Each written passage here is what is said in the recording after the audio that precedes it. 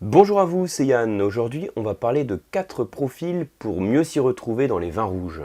Alors, qu'est-ce que ça veut dire 4 profils pour s'y retrouver dans les vins rouges?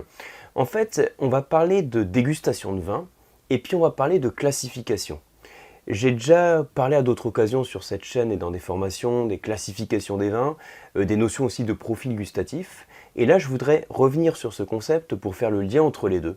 L'idée, en fait, je rebondis sur une question que j'ai reçue autour de cette notion de profil des vins et puis de style. Alors, juste pour rappel, enfin, je pense que ce sera un rappel, si vous suivez cette chaîne, c'est un rappel pour vous. Vous savez que quand on déguste du vin, on perçoit en bouche différentes sensations liées à l'acidité, au tanin, au sucre, à l'alcool.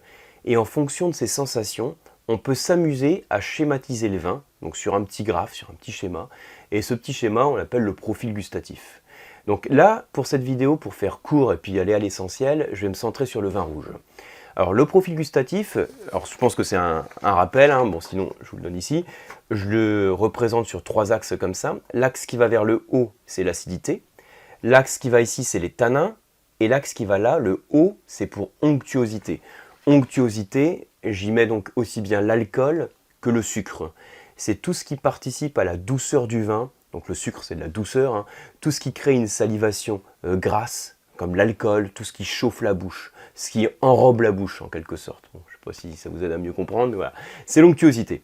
Ça veut dire que tout ça, tout ce que j'ai ici, je l'ai entouré avec un trait vaguement orange, c'est pour vous dire que je le représente comme ça vers le bas, tanin onctueux, parce que quand on a un vin qui est riche en tanin et en onctuosité, pour peu que ce soit des tanins mûrs en tout cas, donc tanin onctuosité, ça contribue au corps du vin.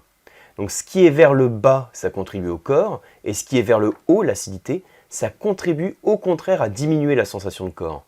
Quand l'équilibre du vin est porté vers le A, vers l'acidité, ça diminue la sensation de corps, et quand il est porté vers le bas, donc vers des tanins mûrs ou de l'onctuosité, donc de l'alcool ou du sucre, ça augmente la sensation de corps perçue. Et alors, quand vous dégustez du vin, je trouve que ce petit profil gustatif, c'est hyper pratique, parce que, alors, c'est clairement moins précis qu'une fiche de dégustation. Si vous avez une fiche de dégustation avec des termes qui permettent de bien subdiviser chaque étape de la dégustation à niveau de sucre, d'acidité, d'alcool, tout ça, on est plus précis sur une fiche de dégustation. Mais là, c'est une représentation schématique. Ça permet, sur un schéma, de représenter le profil du vin, de la manière dont on le perçoit. Et alors, ce que je voudrais faire ici, c'est prendre des profils type de vin rouge et vous montrer le profil qui correspond. Alors, j'ai fait des petits dessins là. Regardez le premier dessin, on va se centrer ici. Alors, je dessine pas super bien, mais c'est pas grave, l'idée c'est vraiment de voir ce que je veux vous montrer. Donc ici, on a un triangle que j'ai dessiné qui va relier les différents points qui correspondent aux dominantes qu'on perçoit dans le vin. Sur ce vin, par exemple, regardez, il y a beaucoup de A, donc beaucoup d'acidité, et peu de tanin et peu d'onctuosité. Sachez, alors une petite parenthèse aussi, que sur la plupart des vins qu'on déguste, même quand vous dégustez un vin qui est équilibré, il y a, toujours, on va dire presque toujours une dominante sur un des 3 axes. Même si le vin est parfaitement équilibré en bouche, il y a souvent sur un vin, soit c'est l'acidité, la fraîcheur qui domine, soit c'est les tanins, ceux qui apportent de la charpente, qui rendent parfois le vin un peu âpre en bouche, ou soit c'est le gras, l'onctuosité qui chauffe la bouche. Ça peut arriver qu'on ait un parfait équilibre, j'en reparlerai tout à l'heure, mais la plupart du temps dans les dégustations, même sur un vin qui va être qualifié d'équilibré, parce que peut-être qu'il y aura de la fraîcheur, mais ce sera équilibré par des arômes qui seront concentrés en fruits et par de l'alcool, donc il y aura toujours un équilibre qui va se faire, mais il y a souvent une dominante qui va ressortir du profil. Donc là, la dominante que je vous montre, c'est un vin sur l'acidité, c'est ce que je pourrais qualifier d'un vin vif. Si je donne un terme, c'est un profil de vin vif. Donc, pour encore donner des repères, donc j'ai déjà parlé sur une autre dégustation, encore si vous suivez la chaîne, sur une autre dégustation, j'avais parlé des profils gustatifs type en fonction de la localisation. Donc là, je vais faire le rapprochement aussi, regardez. Vin vif, dominé par l'acidité, profil vin du Nord, on va dire. Voilà, on va faire un peu simple, profil vin du Nord. Si je suis sur un vin rouge, ça peut être un Cabernet Franc de la Loire, la fraîcheur en bouche, même si on a une belle structure tannique éventuellement. Mais on a souvent cette fraîcheur qui domine. L'autre que vous avez ici, vous voyez, on a toujours nos 3 axes, sauf que là, le triangle, il est porté vers le bas.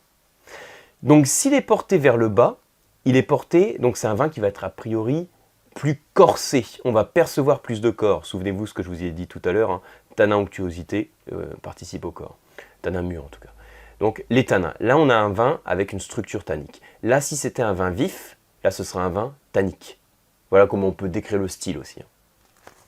Encore une fois, le terme que je vous donne pour le style, vin vif, vin tannique, il y a plein de manières de qualifier les styles de vin. J'avais parlé à d'autres occasions d'une classification comme ça qu'on pouvait faire, je vous avais donné des termes précis. C'est des termes, on peut en utiliser d'autres aussi. Hein. Mais quel que soit le terme que vous utilisez, ce que l'on va montrer derrière ça, c'est quelle est la dominante. Okay, alors, je reprends le truc, le schéma. Là, c'est les vins tanniques. Typiquement, un Saint-Estèphe, un Saint-Julien, un vin du Haut-Médoc, un Cahors, on va dire. Enfin, là, Cahors n'est plus sur le Haut-Médoc, hein, mais on va dire sur cette zone-là en tout cas. Ensuite, l'autre profil que j'ai là, regardez, je vous le montre ici à l'écran. Là, cette fois, c'est l'onctuosité qui domine. L'onctuosité, c'est le gras, c'est l'alcool. Donc sur mon troisième profil, comme je suis porté vers le bas, comme c'est l'alcool qui domine, c'est un vin corsé. Désolé, hein, il y a un petit peu les enfants qui rentrent pendant la vidéo. Alors, voilà, donc c'est l'onctuosité, donc là c'est le corps qui domine.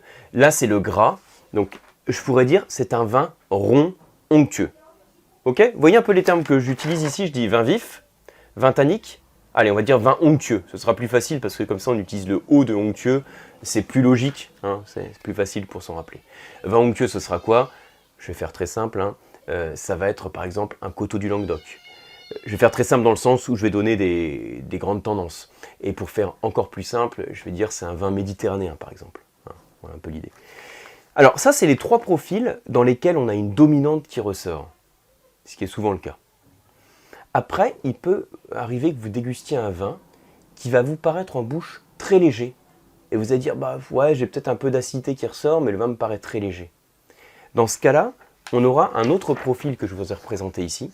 Je ne sais pas si vous voyez, je regarde en même temps, voilà, ici. Donc c'est un petit triangle, mais vous voyez que j'ai du mal à dire quelle est la dominante sur les trois axes. Je perçois surtout que c'est un vin, alors qu'il y a peu de tanin, peu d'onctuosité. En général, quand le vin est comme ça au passage, hein, ce qui va dominer quand même, c'est un petit peu de fraîcheur, d'acidité. Donc il n'y a pas de corps, le vin n'est pas corsé puisque ces axes-là ne ressortent pas. C'est un vin qu'on qualifie plutôt de léger, donc c'est éventuellement l'acidité qui va ressortir, mais elle ne semble pas non plus très marquée. Là c'est typiquement un vin léger. C'est typiquement pas forcément un vin sur lequel on va espérer une grande garde, c'est pas forcément un vin qu'on va faire vieillir, c'est pas un vin qui a une forte concentration, a priori c'est pas un vin qui a une forte complexité. Si je vous donne un cépage générique, ça peut être sur un gamay, alors après il y a des gamay qui sont avec une concentration de complexité de fou, hein. Je ne vous parle pas des crus du Beaujolais, je parle un gamay générique, ça peut être d'ailleurs un pinot noir générique aussi, hein. On a ce profil de vin parfois léger, avec un peu de fraîcheur en bouche apporté par l'acidité. Donc voilà les 4 profils types. Alors l'idée maintenant, c'est dans les travaux pratiques en dégustation, toujours se dire, vous pouvez faire une fiche de dégustation, c'est même conseillé, c'est comme ça qu'on est le plus précis, mais prenez le temps aussi de faire cette représentation dans votre tête de ces 3 axes, de se demander lequel des 3 axes domine. Quand vous avez du mal à percevoir lequel des 3 axes domine, demandez-vous déjà, est-ce que le vin me paraît fort ou léger? Fort ou léger, puissant ou léger. Là, je fais référence au corps. Fort ou léger, a priori, si vous paraît léger, vous serez plutôt, alors soit sur ce profil dont on a parlé, hein, soit sur le profil dominé ici hein, par l'acidité.